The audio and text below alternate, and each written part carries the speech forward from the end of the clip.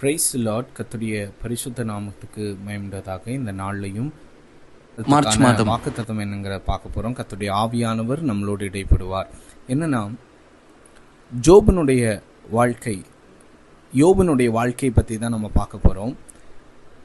யோபனுடைய வாழ்க்கையை பற்றி பார்க்கும்போது யோபு 2:7-8, யோபு 2ஆம் அதிகாரம் 7வது வசனம் 8வது வசனம், அதில் ரொம்ப தெளிவாக இருக்குது. அவன் சரீரம் முழுதும் வியாதியினால் பாதிக்கப்பட்டு 8வது வசனம் அவன் சாம்பலில் உட்காந்து கொண்டு இருக்கிறான். அப்போது இந்த சாம்பலின் அனுபவம்னு சொல்லும்போது ஒரு தன்னைத்தான் அப்படியே தனியாக்கி கொள்ளுகிற ஒரு அனுபவத்தை குறிக்குது.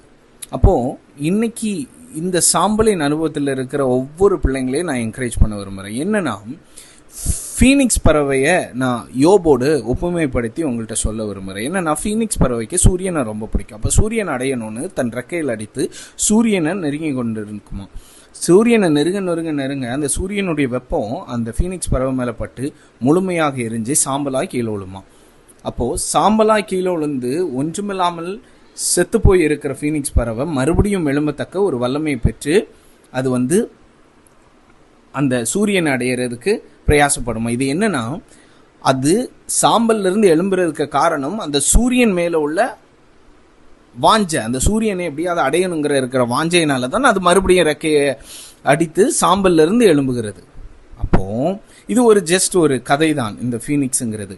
ஆனா இந்த உண்மை சம்பவமாகிய யோபனுடைய கதாபாத்திரம் என்னன்னா, அவன் அவ்வளவு சஞ்சலத்துல துயரத்துல சாம்பலின் அனுபவத்துல கடந்து செல்லும் போதும் உத்தமனாய் தன்னை கர்த்தருக்கு முன்பாக காத்து கொள்கிறத பார்க்க முடியும். என் தேவன் முன்னாடி நான் உத்தமனா இருப்பேன், வார்த்தையில தவறு செய்யாதபடி ரொம்ப கவனமா இருக்கிறான். எல்லாரும் சொல்றாங்க, என்னையா நீ சாம்பலின் அனுபவத்துல இருக்க, அவ்வளவுதான் முடிஞ்சிச்சு, நீ எதுக்கு இருக்கணும், போய் சேர்ந்துரு, அப்படி இப்படின்னு என்னென்னமோ இந்த உலக பாஷையில சொல்ற மாதிரி சொல்லி இருக்கிறாங்க.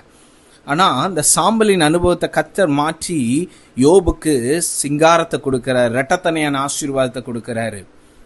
இதை நம்ம யோபு கடைசி அதிகாரத்தில் பார்க்க முடியுது.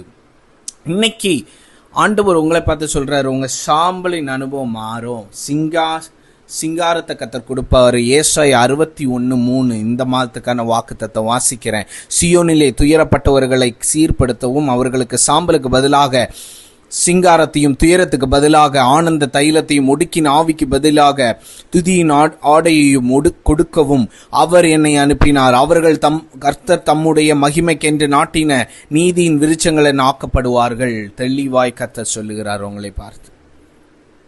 கவலைப்படாதுங்க, சாம்பலுக்கு பதிலாக சிங்காரம் சேரும். நீங்க சாம்பலின்